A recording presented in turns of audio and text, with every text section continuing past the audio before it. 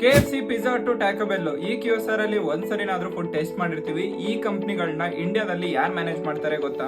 Sapphire foods limited company Q4 results ಪ್ರಕಾರ India, Sri Lanka, Maldives ಸೇರಿ 872 stores ನ ನಡೆಸ್ತಾ ಇದೆ. ಸೊ ಇದರಲ್ಲಿ 431 KFC ರೆಸ್ಟೋರೆಂಟ್ ಆಗಿದ್ದು, 432 ಪಿಜ್ಜಾ ಹಟ್ ರೆಸ್ಟೋರೆಂಟ್ ಆಗಿದೆ. ಇನ್ ಮಿಕ್ಕಿದು 9 ಟ್ಯಾಕೋ ಬೆಲ್ ರೆಸ್ಟೋರೆಂಟ್ಸ್ ಆಗಿದೆ.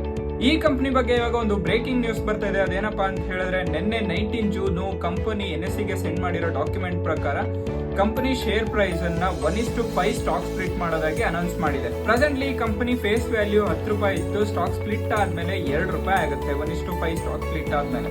ಸೊ ಇದಕ್ಕೆ ಶೇರ್ ಹೋಲ್ಡರ್ಸ್ ಅಪ್ರೂವಲ್ ಬೇಕಾಗಿತ್ತು. ಅದನ್ನ ಮುಂದೆ ಬರೋ 15th ಆನ್ಯುವಲ್ ಜನರಲ್ ಮೀಟಿಂಗ್ ಅಲ್ಲಿ ತಗೊಳ್ತೀವಿ ಅಂತ ಹೇಳಿದೆ. AGM ಮೀಟಿಂಗ್ ಡೇಟ್ ಮತ್ತೆ ಸ್ಟಾಕ್ ಸ್ಪ್ಲಿಟ್ ರೆಕಾರ್ಡ್ ಡೇಟ್ ಎರಡು ಕೂಡ ಅನೌನ್ಸ್ ಮಾಡಬೇಕು, ಇನ್ನು ಮಾಡಿಲ್ಲ. ಸ್ಟಾಕ್ ಸ್ಪ್ಲಿಟ್ ಆದ್ಮೇಲೆ ಪ್ರೈಸ್ ಕಮ್ಮಿ ಆಗೋದ್ರಿಂದ, ಅಫೋರ್ಡಬಲ್ ಆಗೋದ್ರಿಂದ ರೈಟೇಲ್ ಇನ್ವೆಸ್ಟರ್ ಅಟ್ರಾಕ್ಟರ್ ಆಗಿ ಇನ್ವೆಸ್ಟ್ ಮಾಡ್ತಾರೆ. ಸೊ ಇದು ಒಂದು ಕಂಪನಿಗೆ ಪಾಸಿಟಿವ್ ನ್ಯೂಸ್ ಅಂತ ಹೇಳ್ಬೋದು.